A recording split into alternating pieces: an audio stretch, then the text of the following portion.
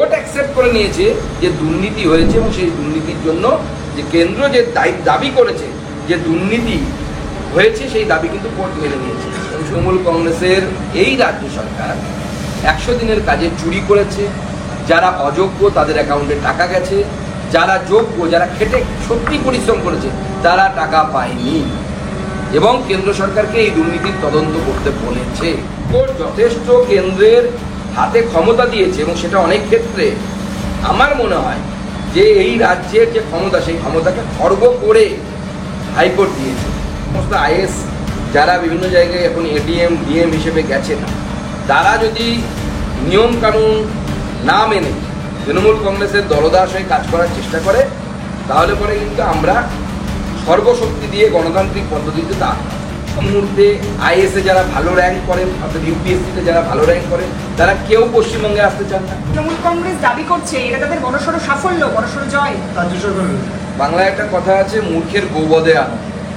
তৃণমূল কংগ্রেসেরও সেটা হচ্ছে।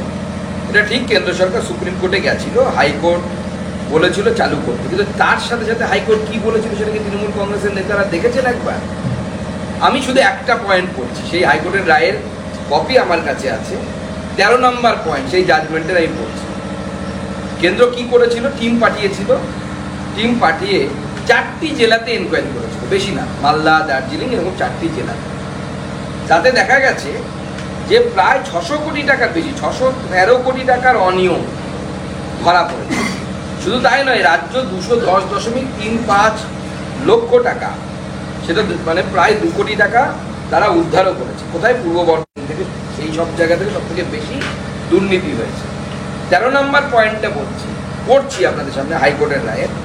Therefore, while allowing the central government to proceed with the inquiry as recommended by the central team, not only in the 4 districts but also other districts as mentioned in paragraph 7. আমি যদি শুধু এইটুকুও পড়ি, মানে court বলছে, high court বলছে সেই রায়ে, যে রায়ের জন্য তৃণমূল কংগ্রেস নাচছে, যে মমতা বন্দ্যোপাধ্যায় এই হাইকোর্টের রায়ে বলা আছে, আমরা চাইলে আমি ডিটেলস রায়টা আপনাদের সামনে পড়তে পারি, তাতে পরিষ্কার বলা আছে মমতা বন্দ্যোপাধ্যায় এবং তার দলবল যে চিৎকার করছিলেন আমাদের এত কোটি টাকা বাকি আছে, এত কোটি টাকা বাকি আছে, এই হাইকোর্টের রায় কোর্ট পুরো এই দাবিকে নস্যাৎ করে দিয়ে বলেছিল, তখন আগস্ট মাসের আগে ছিল, যে আগস্ট মাস থেকে এই এমজিএনআরইজিএস এর কাজ শুরু হবে, তার টাকা কেন্দ্র সরকার দেবে, আগের কোনো বকেয়া পেন্ডিং এখন দিতে হবে না, কারণ যে বকেয়ার দাবি করা হচ্ছে সেই বকেয়া উপযুক্ত জায়গায় পৌঁছবে। এবং কোর্ট তার বিভিন্ন অবজারভেশনে এই হাইকোর্ট যে হাইকোর্টের রায় নিয়ে লাফাচ্ছে তৃণমূল কংগ্রেস, পরিষ্কার সেখানে কোর্ট উল্লেখ করেছে যে কেন্দ্রীয় দলের দ্বারা, আমি কোর্ট করছি, বাংলায় কোর্ট করছি এবার, কেন্দ্রীয় দলের দ্বারা নির্দিষ্ট কিছু অনিয়ম নির্দেশ করা হয়েছে, ব্যবস্থা গ্রহণ করা হয়েছে, পুনরুদ্ধারও করা হয়েছে এবং উদ্ধারীকৃত অর্থ পশ্চিমবঙ্গের এমজিএনআরইজিএস নোডাল অ্যাকাউন্টে রাখা আছে। এটা কোর্টের অবজারভেশন, আমি পড়লাম আপনাদের সামনে। মানে কোর্ট অ্যাকসেপ্ট করে নিয়েছে যে দুর্নীতি হয়েছে এবং সেই দুর্নীতির জন্য যে কেন্দ্র যে দাবি করেছে যে দুর্নীতি হয়েছে সেই দাবি কিন্তু কোর্ট মেনে নিয়েছে। এবং শুধু তাই নয়, কোর্টের তরফ থেকে আরও অনেক ধরনের সাজেশন দেওয়া হয়েছে, যেমন নোডাল অফিসার বসানো, কেন্দ্র চাইলে যে কোনো জায়গায় তদন্ত করতে পারে, যে কোনো কিছু করতে পারে, এবং সেন্ট্রাল গভর্নমেন্টের দাবিকে কেন্দ্র সরকারের দাবিকে কলকাতা হাইকোর্ট প্রতি পদে সমর্থন করেছে। সেন্টারকে অ্যালাউ করা হয়েছে two impose checks, condition and regulate the implementation.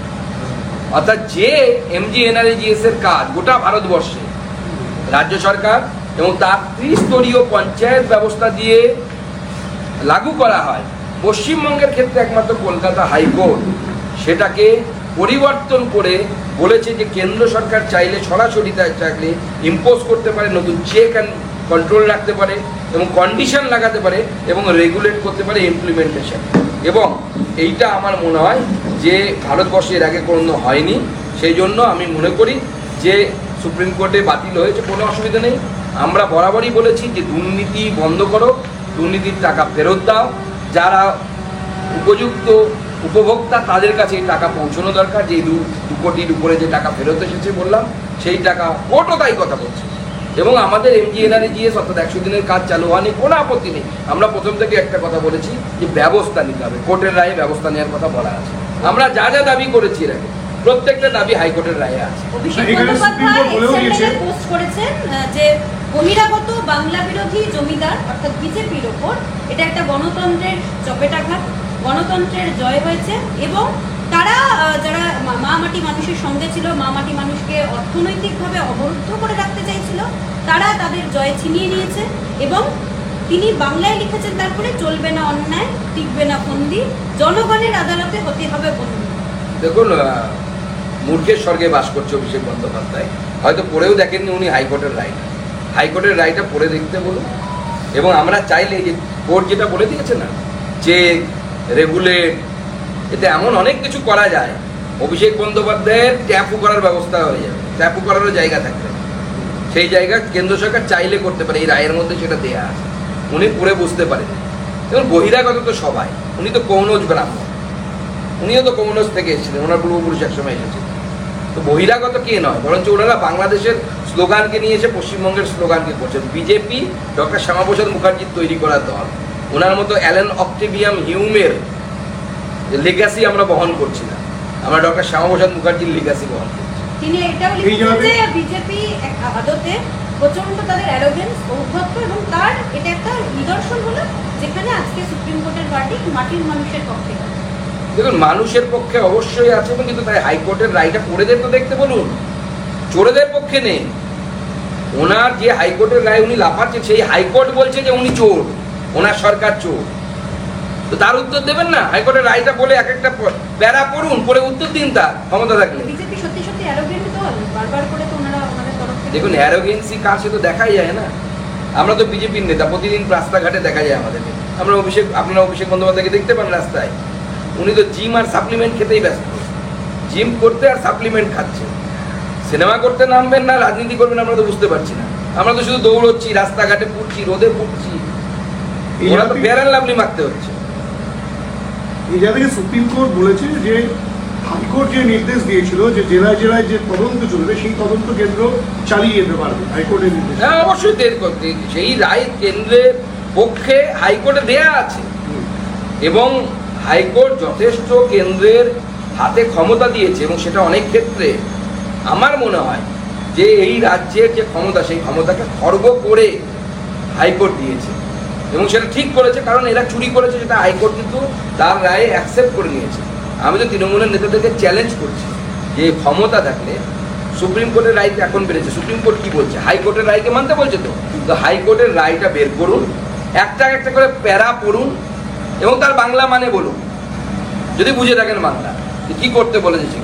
সেখানে হাইকোর্ট স্পষ্ট করে বলে দিয়েছে যে তৃণমূল কংগ্রেসের এই রাজ্য সরকার 100 দিনের কাজে চুরি করেছে। যারা অযোগ্য তাদের অ্যাকাউন্টে টাকা গেছে, যারা যোগ্য, যারা খেটে সত্যি পরিশ্রম করেছে, তারা টাকা পায়নি। এবং কেন্দ্র সরকারকে এই দুর্নীতির তদন্ত করতে বলেছে, নোডাল অফিসার নিযুক্ত করতে বলেছে কেন্দ্র সরকার। সুকান্তদা, এসআইআর আবহের মধ্যেই রাজ্যের একসঙ্গে 64 জন অফিসারকে বদল করা হলো, যার মধ্যে 10 জন ডিএম রয়েছেন, এডিএম রয়েছেন অসংখ্য, এসডিও রয়েছেন। আমরা অর্ডার দেখেছি, আর কিছুদিন গেলে এরা জয়েন করলে এদেরকে কেন বদলানো হলো, বা নতুন লোকেদেরকে বিভিন্ন বিভিন্ন জায়গায় দায়িত্ব দেওয়া হলো, উদ্দেশ্যটা কি, গুরু মন্ত্রটা কার কাছ থেকে কানে পেয়েছে, সেটা কিছুদিন গেলে বোঝা যাবে। হতে দিন, আমরা নজরদারি রাখছি। এই সমস্ত আইএস যারা বিভিন্ন জায়গায় এখন এডিএম ডিএম হিসেবে গেছেন, তারা যদি নিয়ম কানুন না মেনে তৃণমূল কংগ্রেসের দলদাস হয়ে কাজ করার চেষ্টা করে, তাহলে পরে কিন্তু আমরা সর্বশক্তি দিয়ে গণতান্ত্রিক পদ্ধতিতে তা। সোনারপুরে যে শুল্ক দপ্তরের আধিকারিক অফিসার তিনি আক্রান্ত হয়েছিলেন, কিছুক্ষণ আগে পুলিশের তরফ থেকে একটি পিসি করা হয়েছে, প্রেস কনফারেন্সে বলা হয়েছে যে ওই আক্রান্ত শুল্ক দপ্তরের অফিসার তিনি নিজে শ্লীলতাহানির দায়ে অভিযুক্ত, এবং যে অটো চালকের বিরুদ্ধে বলা হচ্ছে সেই অটো চালকের মাকে শ্লীলতাহানি করেছিলেন। মূল কথা এখানে একটা অ্যাড করে দিচ্ছি, জামিন অযোগ্য ধারা দুজনের বিরুদ্ধেই হয়েছিল, মানে সেই ইন্সপেক্টরের বিরুদ্ধে হয়েছিল এবং অটো চালকদের বিরুদ্ধে হয়েছিল। অটো চালকরা যে কজন গ্রেপ্তার হয়েছে প্রত্যেকে জামিন পেয়ে গেছে, কিন্তু এই ইন্সপেক্টরের বিরুদ্ধে শ্লীলতাহানির মতো জামিন অযোগ্য ধারা দেওয়া হলো। দেখুন, পুলিশের এই নোংরামো, আমি নোংরামোই বলবো, ওখানে আইএনটিটিইউসির যে নেতা শান্তিবাবু বলে কেউ একজন আছে, তার সাথে কথা বলে এই দুজন গেছিল, একজন হুমায়ুন আর আরেকজনের নামটা আমি ভুলে যাচ্ছি এই মুহূর্তে। এই দুজন গেছিল এবং তারা গিয়ে ওই অফিসারকে মেরেছে এবং পুরোটাই প্ল্যান করে পুলিশ এই মামলাকে ধামাচাপা দেওয়ার জন্য শ্লীলতাহানি কথা লিখেছে। আমি জানি না ৬০-৬৫ বছর মহিলার শ্লীলতাহানি কে করতে যাবে বা কেনই বা করতে যাবে। তবু যখন তৃণমূল কংগ্রেসের তরফ থেকে এই অভিযোগ দেওয়া হয়েছে, এই অভিযোগ দেওয়ার উদ্দেশ্য একটাই, সেটা হচ্ছে যে গোটা রাজ্যের কাছে, গোটা দেশের কাছে ছিছি পড়ে যাচ্ছে, মুখ দেখাতে পারছে না তৃণমূল কংগ্রেস, যে একজন কেন্দ্রীয় সরকারি অফিসারকে যেভাবে হামলা হলো তার উপরে রক্তাক্ত করে এবং তাকে যেভাবে এভাবে মামলায় ফাঁসানো হচ্ছে, গোটার দেশের সামনে আরও লজ্জায় মাথা কাটা যাবে। বাঙালির মান সম্মান বলে কিছু থাকবে না। এর আগে তো উড়িষ্যা থেকে পড়তে এসে রেপ হয়েছে, এবার সরকারি চাকরি করতে এসে লোককে আক্রান্ত হতে হচ্ছে। এই মুহূর্তে আইএসে যারা ভালো র্যাঙ্ক করেন, অর্থাৎ ইউপিএসসিতে যারা ভালো র্যাঙ্ক করেন, তারা কেউ পশ্চিমবঙ্গে আসতে চান না। থার্ড ফোর্থ চয়েস হিসেবে পশ্চিমবঙ্গকে দেয় সবাই। আর কোথায় নিয়ে যাবেন মুখ্যমন্ত্রী আমরা তো জানি না। আরও কত নিচে রসাতলের তলের কোনো তল আছে কিনা সেখানে খুঁজে দেখতে হবে পরে পশ্চিমবঙ্গ। ভাঙড়ের তৃণমূল ভার্সেস তৃণমূল, একদিকে কাইজার এবং অন্যদিকে শওকত মোল্লা। কাইজার শওকত মোল্লার বিরুদ্ধে দায়ের করেছে ভাঙড় থানায়, তার বিরুদ্ধে অভিযোগ যে তাকে মারধর মারা পয়সা তোলা নিয়ে এদের মধ্যে ঝামেলা। শওকত মোল্লা তার সাম্রাজ্য ধরে রাখার জন্য চেষ্টা করে যাচ্ছে। সিপিএম আমল থেকে তিনি এই সাম্রাজ্য তৈরি করেছিলেন। সিপিএমের সময় কমরেড ছিলেন, এখন হঠাৎ করে মুমিন মুসলমান হয়ে গেছে সুযোগ মতো। তো এই ইসলামিক ফান্ডামেন্টাল শক্তি এরা বিভিন্ন রাজনৈতিক দলকে বিভিন্ন সময় ব্যবহার করে। তখনও সিপিএমকে ব্যবহার করেছে, এখন তৃণমূলকে ব্যবহার করছে। ওরা ওদের লক্ষ্যে অবিচল আছে। ওদের লক্ষ্যটা কি একটু ডেমোগ্রাফি দেখলে পরেই বুঝতে পারবেন, সে কাইজার হোক আর শওকত মোল্লা। আরো ভালো ভালো খবর দেখতে সাবস্ক্রাইব করুন বাংলা হান্টের ইউটিউব চ্যানেল। বাংলা হান্টের আরো খবর দেখতে নজর রাখুন। বাংলা খবর মানেই বাংলা হান্ট।